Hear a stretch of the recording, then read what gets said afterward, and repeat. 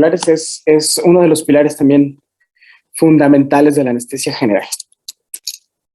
Y obviamente se maneja tanto en la anestesia general balanceada, donde utilizamos gases para mantener dormido al paciente, o en la anestesia total intravenosa, donde solo se utilizan, ¿cómo se llama? Vía intravenosa. Entonces, es realmente en anestesia fundamental. Pero en otros lugares donde también lo van a ver, que es, por ejemplo, en los pisos de medicina interna, de cirugía, eso, y sobre todo en la sala de urgencias, es como bien importante conocer cuántos hay, cómo funcionan, a quién sí le pongo qué, y para tener también una distinción más o menos de qué hacer, como cuando estamos hablando de los inductores. ¿De acuerdo? Entonces, fíjense que esto ya lo habíamos platicado cuando estábamos hablando de la historia de la anestesia. El Sir Walter Raleigh había dicho, o había descrito, mejor dicho, que desde la Guyana algunos de los participantes en las expediciones, incluido su hijo, perdió la vida probablemente por esto, por el curare o el ururari, que es como le mencionaba en esos lados. Al final, donde se llevó a cabo la recolección más aún de este curare es en Sudamérica. Entonces, las tribus sudamericanas, sobre todo en el Amazonas, lo que hacían era cazar con este veneno, que producía pues inmovilización de la presa. Entonces la presa estaba inmóvil y pues, podía ser cazada obviamente muchísimo más fácil. Entonces, obviamente esto es por una mezcla de sustancias de distintos tipos, animales y vegetales. Pero realmente, ¿qué les pasaba a estas personas? Las personas que recibían estas flechas envenenadas eran víctimas de un tormento insoportable. Permanecían conscientes con la vista fija, pero eran incapaces de gritar o de llorar durante su agonía. Es decir, sentían todo, pero no se podían mover. Entonces, lo que hace, ya saben perfectamente, y ahorita lo vamos a explicar con mayor detalle, es bloquear los receptores nicotínicos de las uniones neuromusculares. Entonces, imagínense qué peor muerte que morir así, inmóvil, con la angustia de no poder ventilar. Horrible. ¿Qué es lo que hace realmente? O sea, ¿cómo funciona esto? ¿Cuál es parte de la fisiología que me permite a mí mantener todo este control somatomotor? Yo lo que tengo es un control desde el sistema nervioso central, la corteza, todo este rollo complicadísimo entre cómo la corteza premotora le dice a la motora qué hacer, se van a los ganglios basales, al cerebelo, interactúan ahí con el tálamo, regresan y después la corteza motora desciende a través de la médula para poder sacar neuronas motoras. Y estas neuronas motoras se conectan de la médula, es decir, yo tengo una neurona motora superior, luego tengo una neurona motora inferior. Las neuronas motoras inferiores son las que vamos a hablar en este momento, es decir, son las que me permiten hacer el control en la unión neuromuscular. Es decir, las fibras musculares se pueden mover. ¿Por qué? Porque los nervios le están diciendo cuánto hacerlo y cómo hacerlo. Entonces, yo tiendo a repartir esta información en las fibras musculares a través de nervios. Entonces, el nervio llega a la mitad del músculo para que yo pueda desencadenar el potencial de placa y el potencial de placa permita el acortamiento de las fibras. ¿Cuánto lo hago? ¿Con qué fuerza lo hago? Obviamente depende de lo que yo le indique a la célula qué hacer. Entonces, el movimiento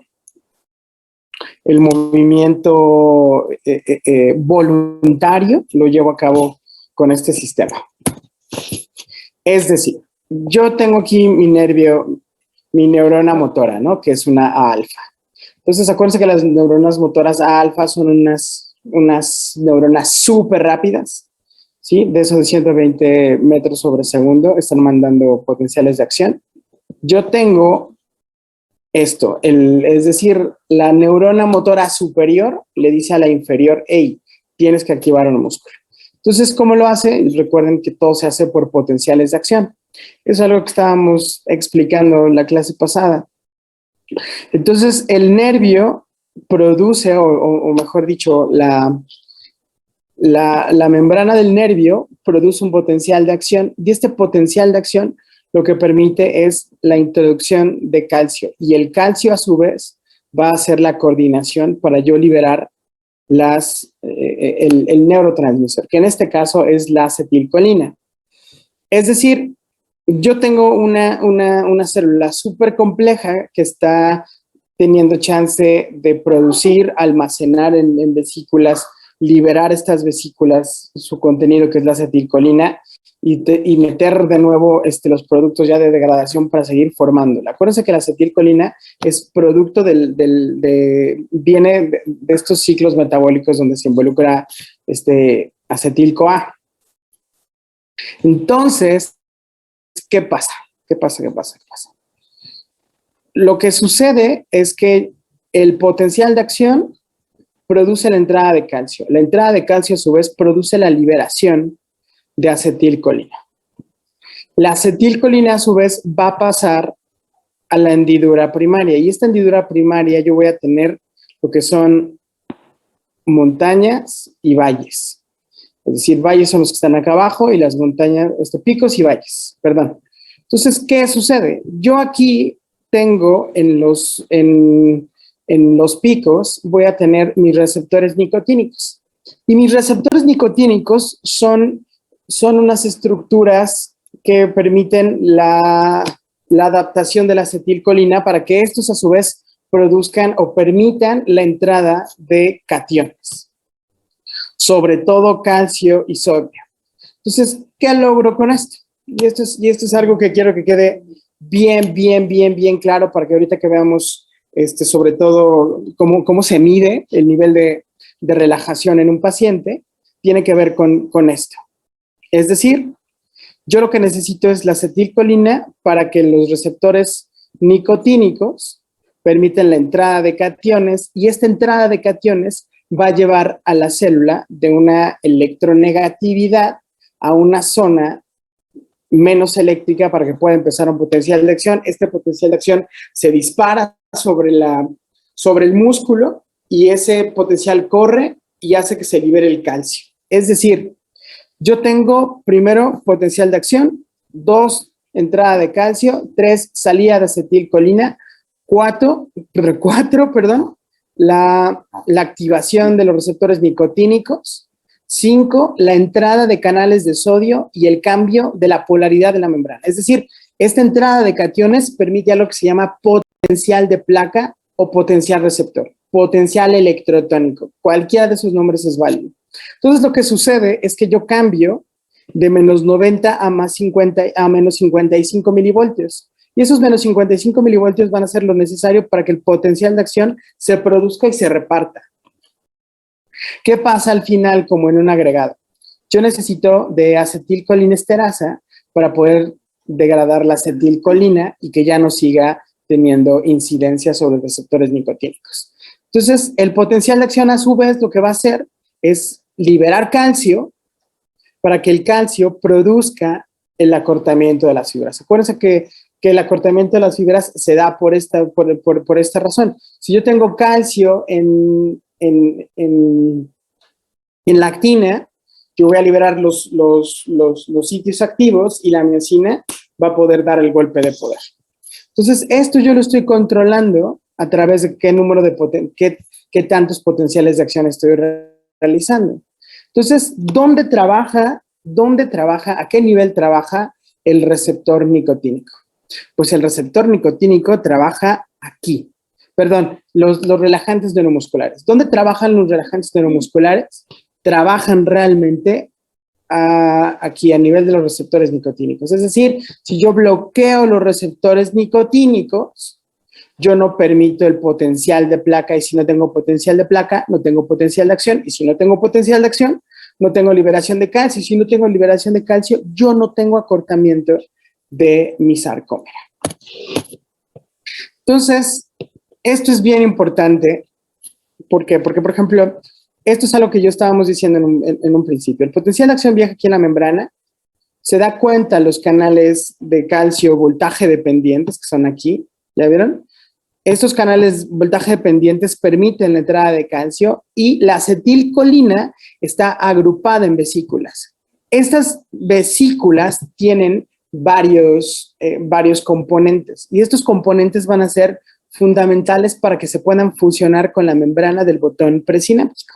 Es decir, esto es parte del complejo SNARE.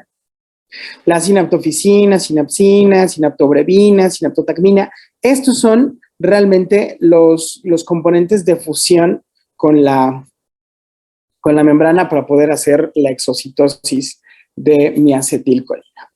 ¿De acuerdo? Entonces, una vez más, sin el potencial de acción, yo no puedo meter calcio, y sin calcio, yo no puedo liberar acetilcolina.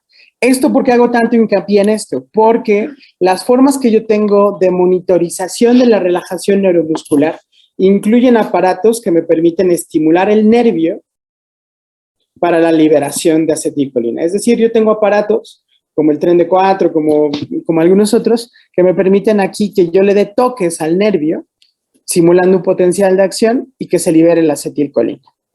Pero como está bloqueado el receptor nicotínico, yo no voy a tener contracción. Entonces, esto es bien importante. Potencial de acción, entrada de calcio, y la entrada de calcio condiciona la exocitosis de la acetilcolina. Muy bien, ¿no? Y aquí es como yo la estoy formando. Muy bien. Entonces, esta morfología de la región neuromuscular, que al final es como lo importante, que es lo que ya saben, que es lo que está sucediendo, a qué nivel, que esta es otra representación de esta sinapsis mioneural. Acuérdense que sinapsis es comunicación por cercanía, es decir, la neurona se está comunicando con el músculo a través de neurotransmisores. Es mensajero, receptor, y el mensaje me lo da la acetilcolina. Entonces, ¿qué tengo aquí? Obviamente, receptores, mi célula, mi neurona presináptica, que ya vimos cómo trabaja. La liberación de acetilcolina en la hendidura presináptica viaja, y los receptores nicotínicos, una vez que llega y se acopla en ellos, va a permitir la entrada de cationes. ¿De acuerdo? Entonces, todas estas son imágenes que son más como ilustrativas que otra cosa. Esto es lo importante. Fíjense, como tal es una representación también muy bonita del receptor nicotínico. Pues acuérdense que los receptores nicotínicos yo voy a tener en dos lugares principalmente: en la unión neuromuscular y en la comunicación que hay entre las neuronas pre- y postganglionares. Y obviamente ya vimos también que a nivel del sistema nervioso central hay muchísimas, y cómo están mediadas en el sueño y todo, pero los que estamos hablando son estos receptores nicotínicos. Entonces, estos receptores nicotínicos realmente son canales disfrazados de receptores. ¿En qué momento yo puedo activar un canal? Cuando yo tengo dos moléculas de acetilcolina que van a estar en las subunidades alfa. Los receptores nicotínicos tienen 5 subunidades: alfa 1, alfa 2, beta, gamma y delta. ¿Dónde funciona la acetilcolina? Aquí. Por ejemplo, en los recién nacidos, en los niños muy chiquitillos, esta estructura es ¿cómo decirlo? Es incompleta, o tiene una afinidad diferente para asegurar siempre la contracción. Entonces, el uso de los relajantes neuromusculares en los neonatos, en los niños menores a 3 años, en algunos textos y en algunas personas es controversial. Todavía no hay como un consenso real en quién sí y en quién no ponerle, sobre todo en este grupo de edad. ¿Por qué? Porque los receptores son, digamos, incompletos o todavía no desarrollados 100%. Entonces, es un receptor muy chiquito que funciona, acuérdense, como canal. Cuando estas dos moléculas de acetilcolina se acoplan, esto se abre para permitir la entrada de los cationes, sodio y calcio principalmente. Entonces, fíjense, la acetilcolina, ¿qué está haciendo? Cuando se acopla aquí a las unidades alfa, abre el canal para permitir la entrada de sodio y calcio. Algunos libros también dicen que la salida de potasio condiciona. ¿Y qué está haciendo esto? Un potencial de placa, es decir, un cambio del potencial de membrana en reposo al nivel de activación para que al llegar al nivel de activación empiece el potencial de acción en todo lo que tiene que ver en el sarcolema. ¿Qué hace? Es decir, la acetilcolina es el agonista, ¿cierto? Es el que está estimulando y el que está permitiendo la activación de este canal. ¿Qué hace el curare o nuestros relajantes neuromusculares? Los relajantes neuromusculares adoptan estos lugares para la acetilcolina, es decir, se acoplan a las regiones alfa y están tapando, es decir, son antagonistas del trabajo del receptor. Si yo tapo con curare el receptor nicotínico, jamás va a entrar los cationes y jamás voy a tener un potencial de placa, lo que quiere decir que tampoco voy a tener potencial de acción, y si no hay potencial de acción, no se puede liberar el calcio dentro de la célula muscular para la contracción. Entonces, el curare es un antagonista de la acetilcolina. ¿De acuerdo? ¿Sí queda claro el mecanismo de acción? ¿Sí? ¿No? Más o menos, a veces sí. Digan algo. Sí, doc. Sí, doc. Sí, doc. Muy bien. Entonces, algunas de las cosas que creo que entienden también es que, ¿cómo se llama? De las dosis efectivas. La dosis efectiva es 50, que es el 50% de la altura del espasmo basal, que ahorita vamos a ver para qué. La dosis 95, necesaria para reducir el 95% de la altura del espasmo basal durante la estimulación nerviosa. Esta que les estoy diciendo, donde yo pongo un sistema, ahorita lo vamos a ver en el YouTube, pero lo que estoy haciendo es eso, estimular con toques el nervio para que yo pueda tener una contracción y esa contracción yo la puedo medir. Entonces, esta recuperación, fíjense, la duración 25 es la duración de la acción de la recuperación al 25%, tiempo que transcurre entre la transmisión IV del fármaco y la recuperación espontánea del ST, del single twitch, es decir, de una sola estimulación con un solo contracción. Todos estos es como yo voy a calcular las dosis necesarias para poder controlar y ver también en qué tiempo se eliminan. Por eso les digo nada más, no es que tengan que aprendérselos, pero son importantes para entender lo que vamos a hablar próximamente.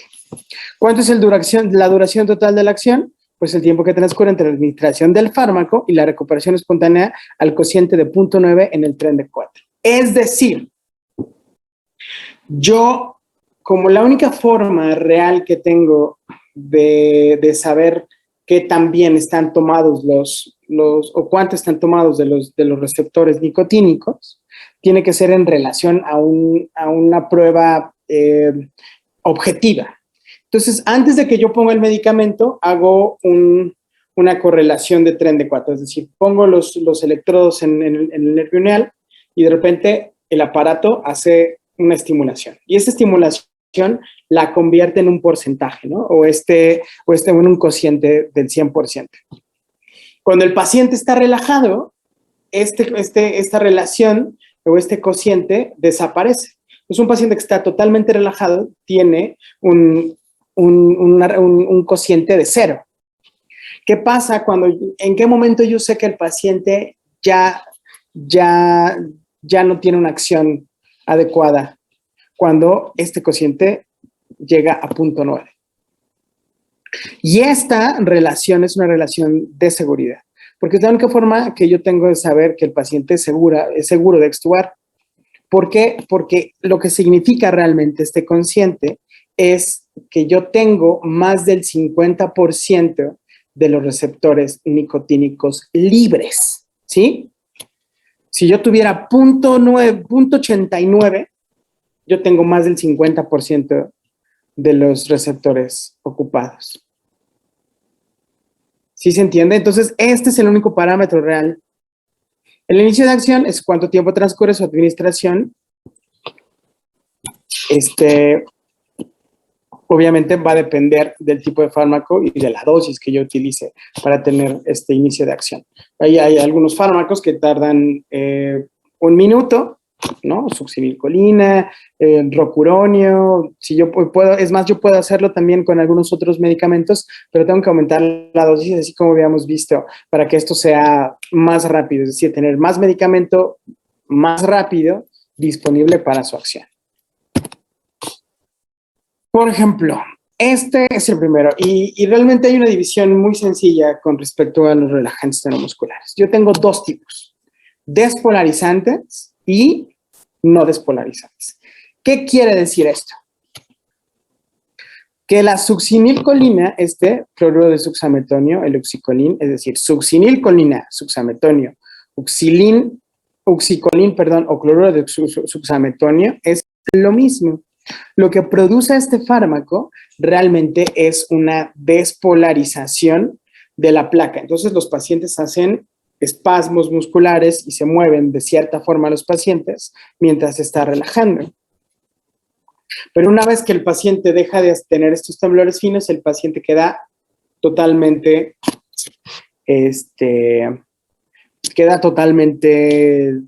inmóvil. Entonces, ¿qué hizo primero? Primero despolarizó la membrana, pero después no permitió que se volviera a despolarizar. Por eso se llama despolarizante. Y ahorita vamos a ver un videito para que vean más o menos qué hacen los pacientes con ese tipo de medicamentos. Entonces, tiene el inicio más rápido, la duración más corta y mayor confiabilidad. Es decir, yo lo utilizo, por ejemplo, en pacientes con vías aéreas difíciles, donde no sé si lo voy a poder ventilar, o voy a tener que a lo mejor tener que revertir al paciente porque este paciente tiene una vía aérea difícil. Entonces, trabaja rápido, en menos de 60 segundos yo ya tengo instalado el bloqueo, dura más o menos unos 8 minutos, ahorita vamos a ver los tiempos reales, y tiene una mayor confiabilidad con respecto a esto, porque es rápido y dura poquito. Debido a su similitud molecular con la acetilcolina, despolariza los receptores postsinápticos. Entonces voy a despolarizar y esta despolarización condiciona movimiento. No se degrada con las anticolinesterazas y despolariza la membrana muscular por un periodo prolongado, lo que conduce a una hiperpolarización y desensibilización de la membrana, produciendo parálisis flácida después de la actividad inicial del receptor. Es decir, se queda ahí primero y después inutiliza de cierta forma el receptor por algún tiempo. ¿En qué pacientes utilizo succinilcolina? ¿No? Cuando yo necesito, por ejemplo, obviamente condiciones óptimas para la intubación y para prevenir la regurgitación y aspiración pulmonar del contenido gástrico con pacientes de riesgo. Es decir, pacientes con vía aérea difícil, con estómago lleno, yo podría utilizarlo. Lo más parecido este es teóricamente el ideal, porque es muy rápido y dura poquito. ¿En quién lo utilizo? En pacientes que hayan tenido hipertermia maligna o que se conozca con hipertermia maligna, por ejemplo, en algunos pacientes con la asociación de algunos gases anestésicos, produce, creo que ya les había hablado de esto, hipertermia, es decir, los pacientes tienen temperaturas corporales de más de 40 grados, tienen espasmos, tienen aumento de la frecuencia cardíaca, de la presión arterial y estos pacientes se pueden morir. Estados con incremento de receptores, hiperpotasemia letal, pacientes en UCI inmovilizados por tiempo prolongado. Es decir, si yo tengo, por ejemplo, una hiperpotasemia y además hago trabajar el receptor y saco más potasio de la célula, voy a hacer una hiperpotasemia todavía más acentuada que va a poder condicionar algunos problemas en los pacientes. Pero obviamente yo tengo que ver cuánto y si tiene algún efecto en el paciente. Por ejemplo, si yo tengo una hiperpotasemia de 4.9 o de 5 punto y algo, pues yo no tendría problema utilizarlo, porque también es transitorio. Por ejemplo, En pacientes inmovilizados por tiempo prolongado, obviamente yo puedo condicionar otra cosa que se llama bloqueo tipo B y puedo dejar al paciente relajado con dosis subsecuentes de succinilcolina. Y esto es también un problema. Deficiencia de pseudocolinesteraza puede ser también una contraindicación y obviamente acidosis grave e hipovolemia. Esta no estoy tan de acuerdo porque obviamente si yo necesito o si yo tengo, digamos que un paciente con acidosis grave, hipovolemia, pero tiene vía aérea difícil y necesito controlar la vía aérea y lo ideal es esto, o es lo único que tengo, yo no voy a dudar en ponérselo. Obviamente tengo que estar muy pendiente de estos efectos, sobre todo en lo que pueda hacer o agravar más este problema, ¿no? Porque a lo mejor esta hipovolemia está condicionando esta hipopotasemia también, o una falla renal, o etcétera, etcétera. Pues yo tengo que saber perfectamente qué lo está condicionando para poderlo tratar. Pero la ventaja de la succinilcolina es que solamente es un incremento momentáneo, pero en un paciente inestable sí puede condicionar un arresto cardíaco o que el paciente fibrile o que haga alguna arritmia letal. Entonces, por eso es importante conocer este detalle. ¿Qué efectos secundarios puede tener? Pues obviamente bradicardia. ¿Por qué? Porque el paciente, pues lo que está haciendo es si la acetilcolina en el corazón hace bradicardia y la succinilcolina es una molécula muy parecida a ella y está circulando de forma sistémica, yo puedo hacer esto. Por ejemplo, en los niños se da mucho. Y apenas tuve un paciente que de repente era un niño que creo que lo habíamos metido por un apéndice, que lo relajamos con succinilcolina y de repente tenía frecuencia de 140 y de repente se fue a 40 la frecuencia. Y tuvimos que prácticamente reanimarlo. Y esto se puede evitar si yo premedico al paciente, por ejemplo, con atropina. Obviamente, esto mismo puede condicionar por las mismas razones asistolia. Las fasciculaciones son estos movimientos irregulares del músculo que no son controlados por estas vías motoras normales y obviamente las mialgias por el uso de los músculos. Obviamente, una vez más, la hipercalemia debe ser importante. La hipertermia maligna, que ya vimos que es un tema que ya no se da mucho, que solamente se puede resolver con dantroleno, que se tiene que poner prácticamente sumergir en hielos al paciente, que se tiene que controlar su frecuencia cardíaca, su presión arterial también con otros medicamentos para tratar de mantenerlo vivo y poderlo revertir. Pero, obviamente, esto también puede condicionar, en algunos casos también muy aislados, rhabdomiólisis. ¿Por qué? Por la activación del trabajo del músculo. ¿Qué tipo es? Ya habíamos dicho que es despolarizante, dura muy poquito tiempo, solamente algunos minutos. Yo necesito estas dosis como necesarias, fíjense. Y esta es la que yo quiero que ustedes recuerden. Más o menos es 1 miligramo por kilo. Es decir, un paciente que pesa 70 kilos, yo necesito 70 miligramos de succinilcolina. ¿Y el ámpula de cuánto viene? Viene de 40 miligramos. Entonces yo necesito más o menos ámpula y media en un paciente de más de 40 kilos, forzosamente. Entonces eso también hay que tenerlo bien en consideración. Una sola ámpula no me va a ser suficiente para poder tener una dosis adecuada de intubación. ¿Ya vieron? El tiempo de inicio es de 1 minuto, minuto y medio. La duración clínica es más o menos entre 7 y 12 minutos. Es decir, es un periodo muy breve. El índice de recuperación es también muy pronto. Tiene un volumen de distribución más o menos. Tiene una eliminación igual más o menos rápida. Y fíjense, yo necesito ajustar dependiendo de esto. Las dosis de infusión con succinilcolina son rarísimas y no se dan, ¿no? Y todos estos datos es sobre todo con estos pacientes. Entonces, yo tengo que saber si el paciente tiene daño hepático, daño renal, o si tiene alguna función anormal con relación a él mismo, para saber si yo voy a tener bronca por todo lo que está haciendo. ¿Quién lo elimina? La colinesterasa plasmática. Entonces, si yo tengo una deficiencia de esta, pues voy a tener recirculando más tiempo. Sin metabolitos activos, ¿Sí? ¿Por qué? Y esto es lo que explica también una duración clínica tan acortada, es por esto mismo. Que puede producir mialgia, bradicardia, sistolia, todo lo que ya habíamos visto. Contraindicaciones, obviamente, de alguna alergia específica a esta, pero sobre todo, recordemos que lo que más, el mayor énfasis que debo de tener es con relación a la hiperpotasemia. El inicio más rápido, y esto es como bien importante. Está aquí. Entonces, fíjense, antes de que sigamos con esto, déjenme cerrar esto de aquí.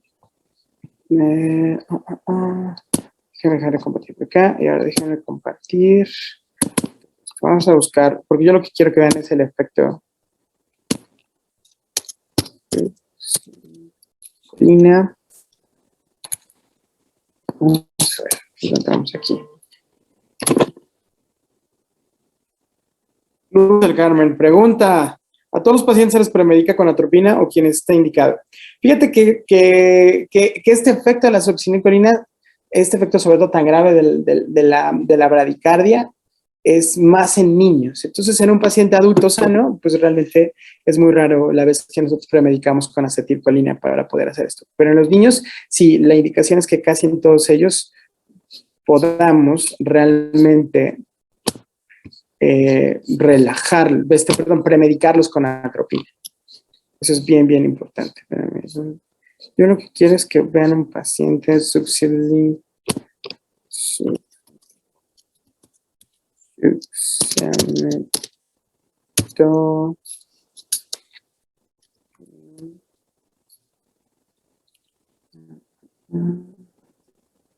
Samectonium intubation. Vamos a ver si aquí. Miren, yo creo que con esta, miren. Vamos a ver si este paciente hace. Sí. Yo lo que quiero ver, fíjense. Eso ya es lo que habíamos visto, ¿no? Entonces, si va a despolarizar, ¿ya vieron? En los pacientes se ve este tipo de fasciculaciones. No es porque el paciente las esté haciendo, sino que lo está condicionando a la acetilcolina al estar despolarizando. Por ejemplo, en algunos pacientes pareciera que están moviendo los párpados o están moviendo, por ejemplo, algunos mueven los deditos. En algunos pacientes, sí, es decir, no está tan, ¿cómo decirlo?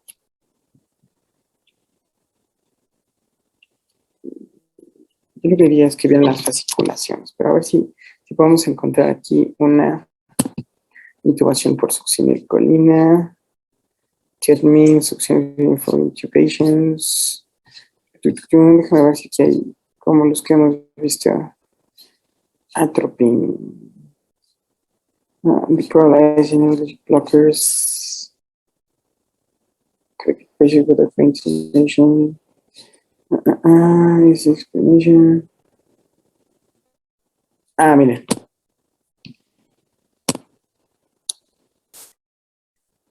El paciente está despierto, ¿eh? El paciente está despierto al parecer. Miren, aquí está su BIS. Está con ligera sedación, tiene 56. Entonces tiene una sedación. ¿En qué momento le están poniendo esto? No estamos viendo. Yo espero que en algún momento. Este es el BIS, es aquí lo que están midiendo la actividad cerebral. Ya vieron, está despierto. De hecho, cada vez se empieza a poner más despierto porque empieza a sentir probablemente cambios. Ella está ventilando, ¿ya vieron? Pero en este momento está su capnografía normal.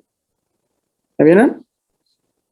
Pero lo que yo no veo es como si están midiendo aquí. Se tiene que ver acá, porque acuérdense que la capnografía me permite ver la ventilación. Es decir, está aquí expirando. Inspira, expira. Fíjense. Este es el BIS. ¿Dónde está? No es cierto. Esto es solamente la respuesta del succinilcolina, pero ya estaba relajado ese paciente. Entonces este no nos sirvió. Espérenme, pero yo voy a encontrar una intubación con succinilcolina.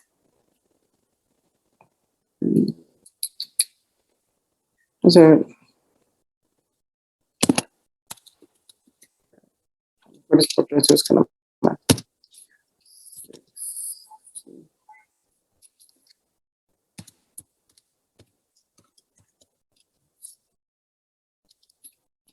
Sí, incubation.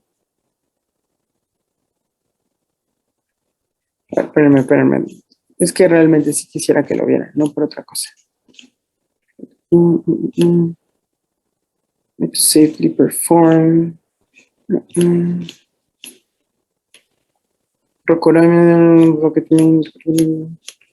Quiero ver chango, ¿por qué no hay? Y los otros sí había. Action.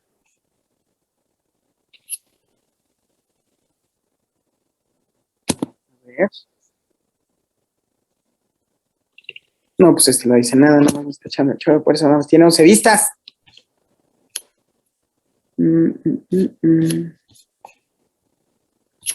Checklist, ketamine, incubation. ¿Dónde está? Paralítica no hubo en incubating, obviamente siempre sí. Paciencia, por favor.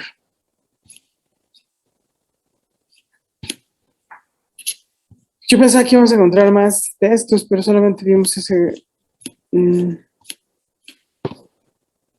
Quiero volver chango.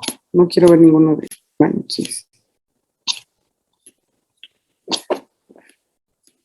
Bueno, ahí les prometo que cuando vayan al hospital vamos a hacer al menos una intubación con succinilcolina para que vean todo esto. Patients with COVID. Tracheal intubation. Ok. No.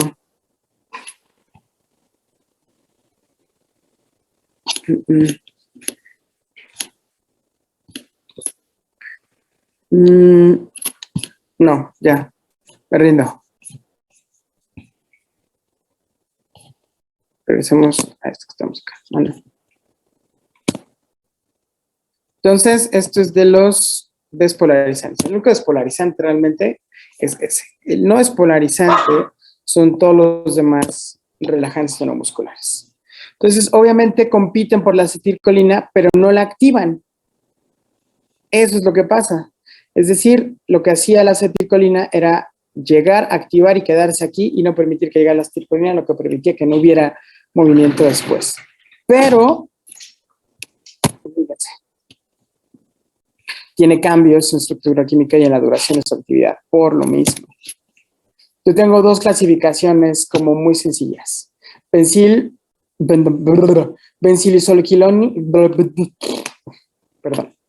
Benzilisoquinolinas y los esteroides.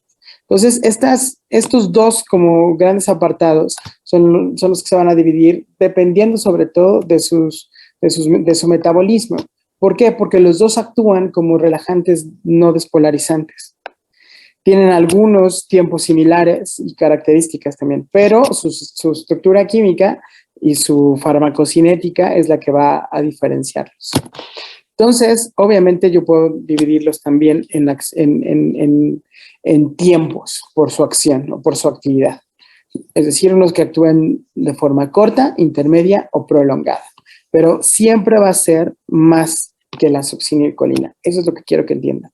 Que esta es corta, pero no tan corta, por ejemplo, como la acetilcolina. Entonces, por ejemplo, yo tengo estas dos que son las dos grandes familias. Entonces, por un lado tengo becuronio y rocuronio, y por el otro lado tengo mivacurio, atracurio y cisatracurio. Entonces, estas son las dos grandes familias, las de esteroides y las de benzilquinilidonas. Entonces, ¿qué son? Ambos son no despolarizantes. Los tipos de duración son intermedio, que quiere decir que va a durar más o menos unos de 25 a 50 minutos, el becuronio, y el rocuronio entre 30 y 70 minutos. Ahora, yo necesito para el tiempo de inicio una dosis estándar más o menos por ahí de 100 microgramos por kilo, es decir, a 0.1 miligramo. Y el ámpula de becuronio casualmente viene de 4 miligramos.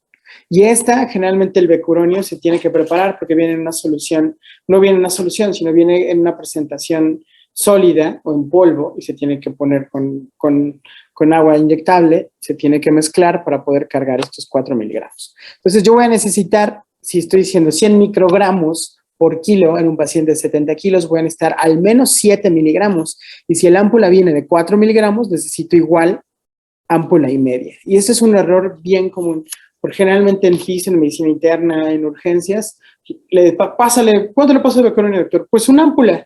Y esa ámpula, por las dosis que estamos viendo, siempre va a ser como insuficiente. Entonces, esta dosis permite que entre 3 y 4 minutos yo tenga un inicio de acción. Pero ¿ya vieron cuánto es en relación?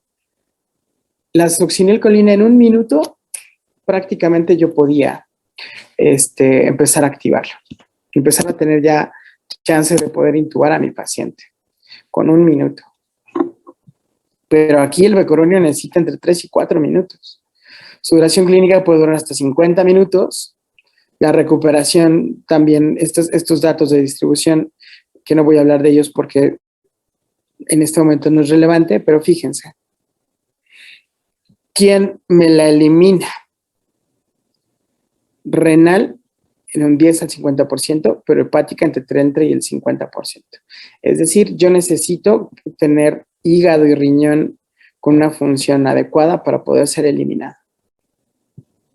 Lo mismo o un poquito más allá el rocuronio, pero ahorita vamos a hablar de él. Pero yo lo que quiero que vean es que esta dosis adecuada de 100 microgramos por kilo, o estos 7 miligramos que yo necesito más o menos por paciente, van a permitir hasta 4 minutos que esté listo para la intubación.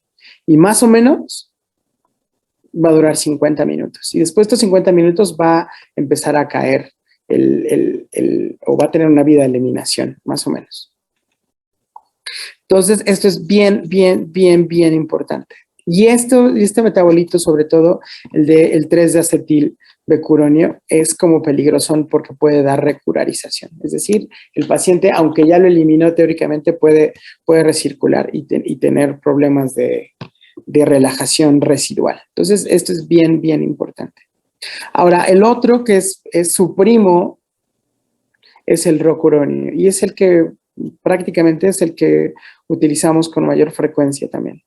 ¿Por qué? Porque fíjense que yo puedo, sobre todo por esto, porque tengo una variabilidad todavía más segura con relación al tiempo. Con una dosis de más o menos 600 microgramos por kilo, o 0.6 miligramos por kilo, es lo mismo, yo obtengo una relajación igual como entre 3 y 4 minutos. Pero, si yo aumento a 1.2 miligramos por kilo de peso, yo puedo reducir hasta 1 minuto la velocidad en la cual voy a poder trabajar con el rocuronio. Entonces, si yo aumento la dosis de rocuronio, puedo aumentar o puedo disminuir la velocidad del tiempo de inicio. Y esto es bien importante, sobre todo en pacientes con vías aéreas difíciles. Hay otra razón también. De todos estos, rocuronio es el único que tiene realmente un revertidor o tiene un antídoto directo, que es un azúcar que se llama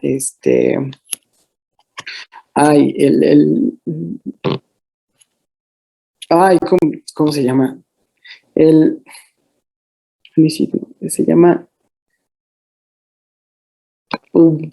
¿cómo se llama? Bueno, ahorita hablamos del antídoto. Pero fíjense qué pasa. Él tiene todavía una prevalencia hepática muchísimo mayor. Entonces, pacientes con falla renal, cuando yo aumento la dosis, yo voy a tener muchísimo más bronca de tener recurarización o que estos tiempos se prolonguen por más de lo que yo estoy esperando. Pues la única forma real es estar muy pendiente de los pacientes y obviamente dependiendo de la monitorización. Entonces, estas vías, recuerden, estas vías de eliminación son hepáticas sobre todo, tienen una preferencia hepática, esta este tipo de medicamentos, y renal también tiene algún tipo de influencia. Entonces, ya hablamos de dosis, ya hablamos de tiempos y obviamente de metabolismo. El Sugamadex, aquí lo tenía. El Sugamadex es el revertidor. ¿Por qué? Porque lo que hace es que es un azúcar que se va directamente sobre la molécula de rocuronio y la inactiva. Entonces, la inactivación con Sugamadex permite una reversión prácticamente también en muy poquito tiempo del efecto de relajación de este medicamento. Entonces, es bien, bien, bien importante. Ahora, los otros, fíjense que tienen duraciones cortitas, más alargadas, ¿sí? Es decir, esto tiene una acción corta y más o menos intermedia. ¿Ya vieron? Mibacurio generalmente es como no es tan usual utilizarlo, casi no hay en los hospitales. Lo que sí hay mucho en los hospitales es atracurio y cisatracurio. También las dosis son parecidas. Yo necesito, por ejemplo, el que más utilizamos es el cisatracurio, porque es el que menos reacción anafiláctica tiene. Es decir, estos son muy histaminógenos, este tipo de medicamentos. Fíjense, liberación de estamina, o esta aquí no tiene que decir ninguno, pero la liberación de estamina es menor en relación a los otros dos. Entonces, ¿cómo lo elimina? Y esto es algo que quiero llegar, por la vía de Hoffman. Tiene un detalle de poquito, el renal de 10%, Hoffman 30% e hidrólisis de Ester 60%. La vía de Hoffman es una vía que utiliza temperatura y pH para poder eliminar estos medicamentos. Entonces, si yo tengo estas hidrólisis de Ester y tengo una temperatura adecuada y un pH adecuado, yo lo elimino en el tiempo que estoy diciendo, fíjense. Estos índices de recuperación. ¿Sí? Entonces, la eliminación como tal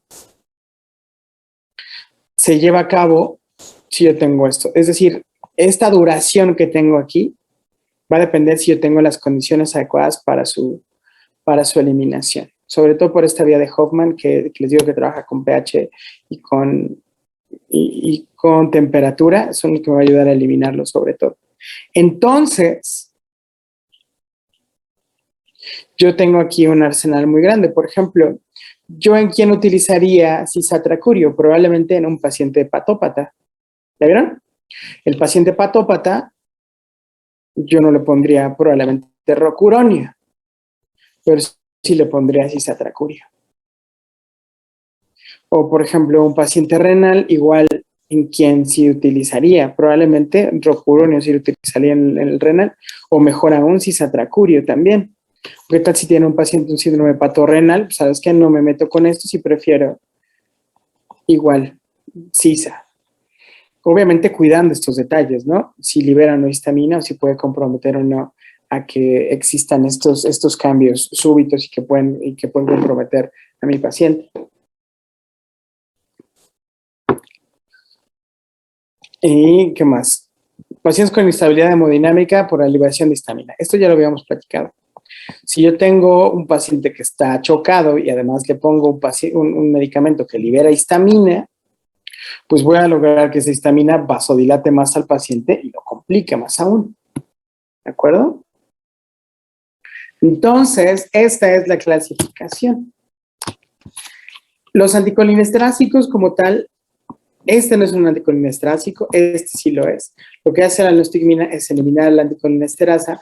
¿Para qué? Para que yo tenga más acetilcolina circulante. Es decir, se mete con esta enzima que me degrada la acetilcolina en colina y acetil-CoA, y lo que está haciendo es permitir que más acetilcolina esté todo el tiempo trabajando.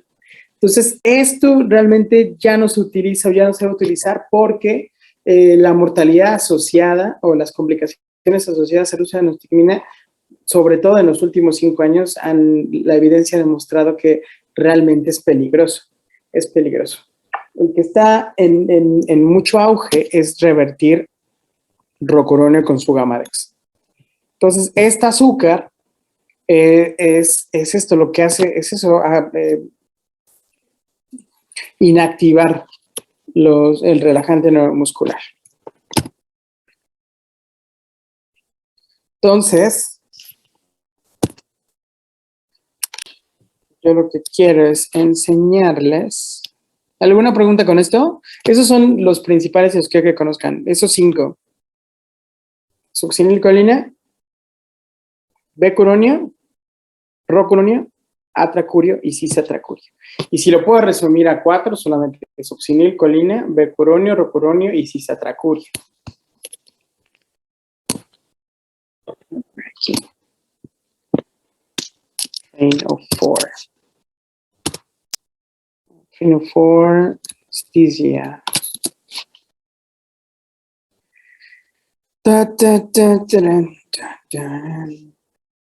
Está aquí, Train of 4. Miren, yo creo que esto se va a ver muchísimo mejor. Entonces aquí están preparando el tren de 4, que nos están echando un choro. Este es el aparato. Este es un aparato portátil. Hay algunos monitores que lo traen integrado. Y lo que está demostrando es qué es lo que va a hacer. Es decir, yo tengo que programar el aparato y lo que va a hacer este aparato es dar toques al nervio, tal cual.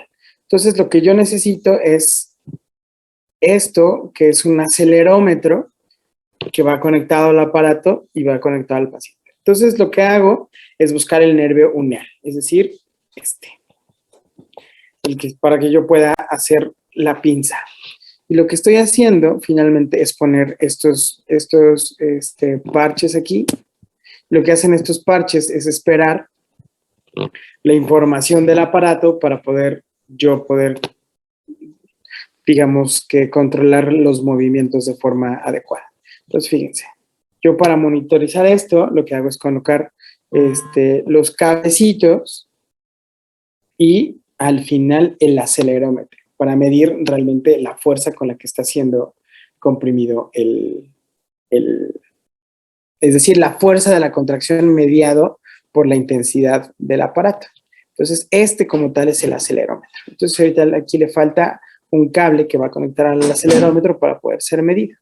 Es lo único que va a suceder aquí. Fíjense, este es el cable y esto es cómo se coloca. Entonces, el acelerómetro es el que va a medir la fuerza y ahorita lo que va a hacer es, a ver si se va a ver, si le van a dar, yo pensé que no lo iban a poner. No me llevo el tren. Dev Muscular Scan. A ver si aquí está.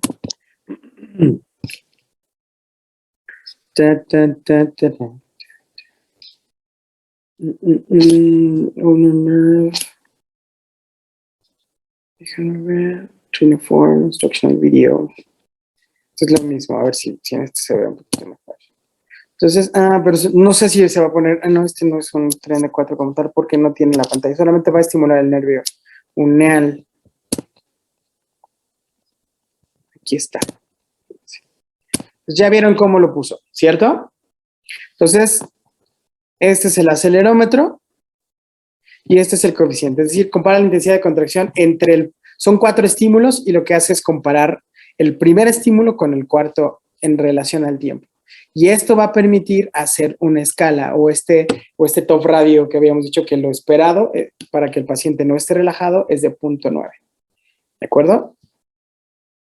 Entonces, esta correlación que hay lo hace el aparato para darme a mí este resultado. Lo que yo estoy esperando es ver este resultado. Entonces, aquí este paciente tiene un top de 80. ¿Ya vieron cómo estimula? Tiene 80%. ¿Ya vieron cómo tiene una fuerza más o menos limitada? Entonces, lo que hizo es esto. Fíjense, ahí viene 3, 2, 1 y va a volver a hacerlo. 1, 2, 3, 4. ¿Ya vieron? Poco a poco está avanzando más aún. Probablemente este paciente está siendo revertido. Fíjense, aquí está disminuyendo el tiempo. Yo lo puedo poner por segundos, por minutos, cada 10 minutos, cada 15, como yo quiera, para ver qué tanto está relajado. ¿Ya vieron? Entonces el paciente está entre 82 y 84. ¿Qué quiere decir ese número entre 82 y 84? Que el paciente está todavía con efecto de relajante neuromuscular.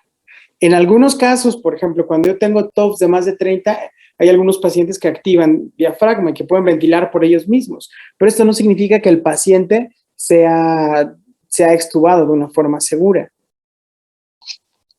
Entonces, déjenme ver si aquí hay otro vídeo.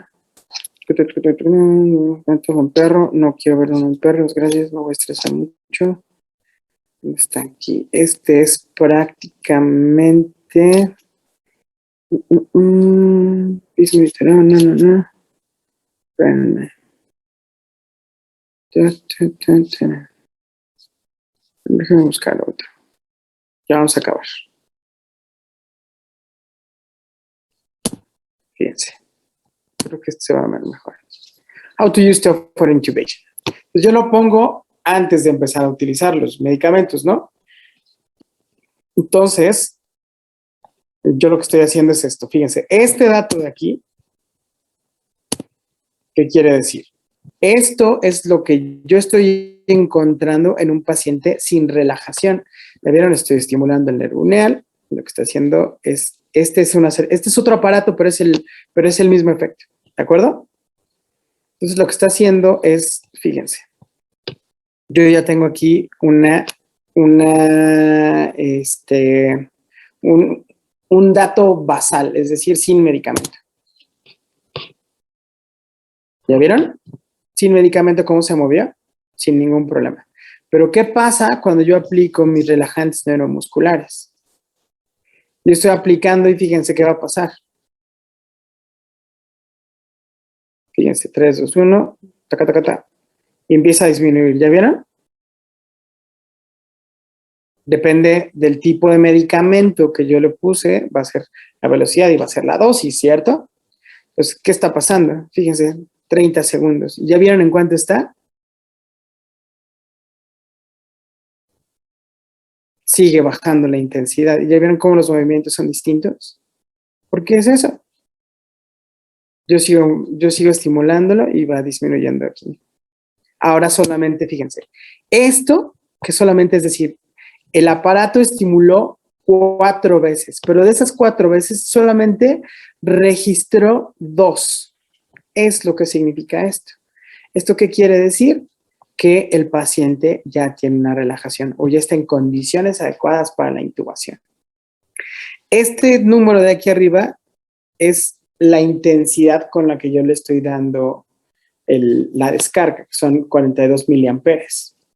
Entonces, esta es una forma muy segura de saber si el paciente ya está relajado. Entonces, yo lo puedo hacer nada más por farmacología, decir cuánto lo pongo, en qué tiempo y más o menos ver si está en condiciones. Pero hay pacientes, por ejemplo, sobre todo en medicamentos como cisatracurio, donde de repente pasan 4 o 5 minutos y el paciente todavía no está en condiciones de intubación. Fíjense. Pasa más tiempo, ¿ya vieron? Y ahora no se encontró ninguno.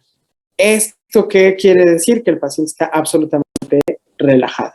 ¿Por qué? Porque por más potenciales de acción que haga el nervio, si los receptores de nicotínicos están bloqueados, yo no voy a tener movimiento. Entonces, esta es una forma segura y objetiva de medir relajación neuromuscular.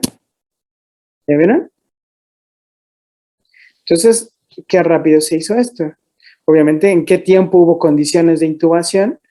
Una cosa es conocer la farmacología, pero otra cosa es saber cómo se comporta con el paciente. Porque obviamente todos los pacientes son diferentes. Este estuvo muy práctico. Muy, muy práctico. ¿Preguntas, dudas?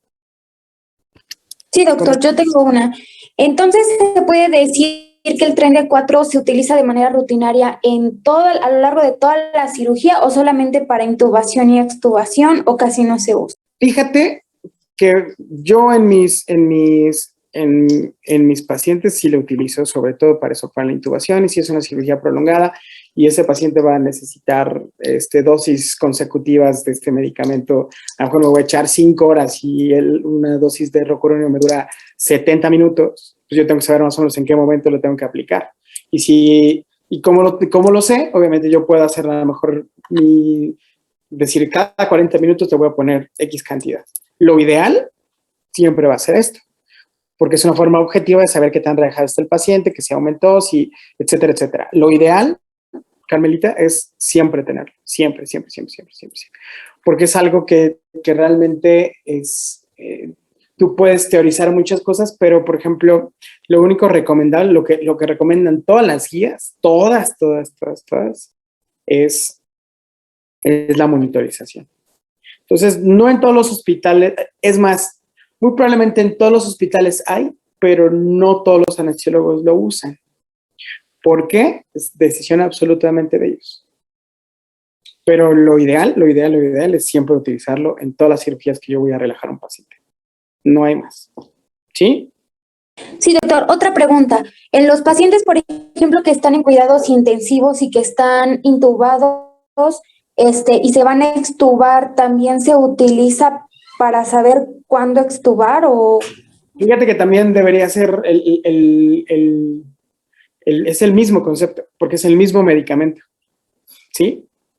Pero, por ejemplo, también ahí depende más del manejo, porque, por ejemplo, puede ser solamente una dosis de intubación inicial y el paciente a lo mejor tenía otros requerimientos o necesitaba otras cosas y tiene a lo mejor un modo ventilatorio en el cual le permita otras condiciones, ¿sí? Pero depende más del paciente. Pero realmente la única forma segura de extubar a un paciente después de haber sido manejado por relajantes neuromusculares es con TOF. No hay más, porque es la única prueba objetiva que tenemos.